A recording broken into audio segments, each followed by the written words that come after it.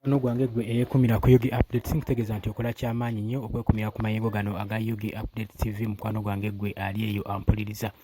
Nkutegeeza nti nno muganda wange wenjogerera twatuuse dda ebundi bujjo, naye muganda wange embeera eriwo, poliisi etubulookinze okubanga tugenda ku kisaawe, bulookinze ekkubo erigenda ku kisaawe. Bobi Wine n'abantu be badde bategese okkubira olukuŋŋaano. Muganda wange ggwe ali eyo kati wenjogerera, embeera esajjuse yeeyo eri eyo. Ekifaananyi kyenkusigira y'embeera gye tulabako kati. Muganda wange ali eyo ampuliriza eyeekumira ku Yugi Updates TV. Kutegeeza nti nokola kyamaanyi nnyo okwekumira ku mayengo gano aga Yugi Updates TV. Weebale nnyo, weebalire ddala. Naye ggwe mukwana wange nkutegeeza nti genda maaso n'okuba ng'osubscribinga, sharinga, commentinga. Baganda baffe abali e Bulaayi mutala w'amayanja munatusonyiwa okulwayo nnyo, naye ebintu si byangu, naye tubeebaza nnyo kubanga muli emu kuba kyeyo ate eno mutulaayo mutuwuliriza. Mugenda maaso n'okufollowinga ebigenda mu ggwanga lyaffe Uganda. Gwe mukwano gwange ali eyo. Nga wenkugambye wenjogerera bamubulookinze okuba nga ayingira ekisaawe kiyasasudde ne ssente ze okubanga akoleramu omukolo. Gwe mukwano gwange ugende maaso ebundi bujjo. Kaakati bamudayirekitinze agende eri ekisaawe kye bamugambye ekiri ku kyaki, ekiriwo kilomita okuva ne kino wekiri waliwo kilometers 3. Gwe mukwano gwange ali eyeekumira ku Yugi Updates. Ate nga bamulagira ayite mu byalo eri munda gye bamusindise okuba ng'ayita. Gwe mukwano gwange nekino ekigenda kulobera abantu embeera yino alina gye banaateekawo. Abantu bagamba bali omu ne President wa National Unity Platform. Gwe mukwano gwange ali eyo ampuliriza. Embeera si nnyangu n'akamu. Abayiye abasirikale ku kisaawe tebakkiriza mmoloka n'emu eyalaale ku ssala wali eri. Gwe mukwano gwange ali eyo eyeekumira ku Yugi Updates TV. Embeera ya kazigizigi, kitegeeza poliisi eridde mu bigambo byayo.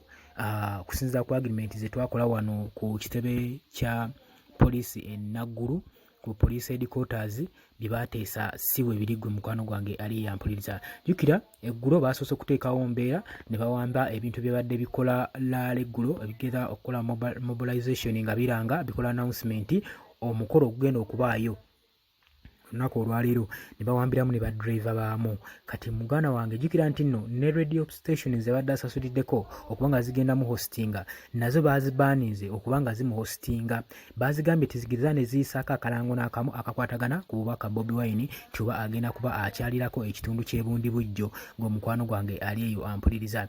So embeera muganda wange wetu weeri, naye twebaza abantu kubanga muli insisted, mulemeddeko, mugamba mutambula ne Bobi Wine ne Robert Kyagulanyi Ssentamu, omukulembeze wa bonna. Gwe mukwano gwange ali eyo ampuliriza. Muganda wange nkutegeeza nti nno embeera ya kazigizigi, batuganye okugenda ku kisaawe. Ekkubo erigenda ku kisaawe bali blockinze. Ku kisaawe twategese okubanga ascension yonna weegenda okukaringa press, mobilization activities zadde zigenda okubanga zigetinga press. Awo batugobyewo. Gwe mukwano gwange ali eyo yeekumira ku Yugi Updates TV. Naye batwolekezza mu kisaawe ekiri ewala ekyesudde kilometers 3 ku Catholic Church nti we babakuba olukuŋŋaano. Gwe mukwano gwange ali eyo ampuliriza. Jjukira nti no ebadde bakimanyi ng'era tebaagala akubirewo olukuŋŋaano. Kati ku ssaawa esembayo bamusindiikiriza basobole okulaba ng'obudde bukola ki, ng'obudde bumugendako asobole okuba nga amisinga okuba nga ayogerako n'abantu abawa ekigambo ky'enkyukakyuka. Gwe mukwano gwange ali eyampuliriza. Naye mbategeeza nti no ne wekinaaba ki tulina okugenda mu maaso, tulina okusonga mbere, tetudda mabega, tulina okugenda mu maaso, tulina okubunyisa ekigambo ky'enkyukakyuka. Gwe mukwano gwange ali eyo ampuliriza.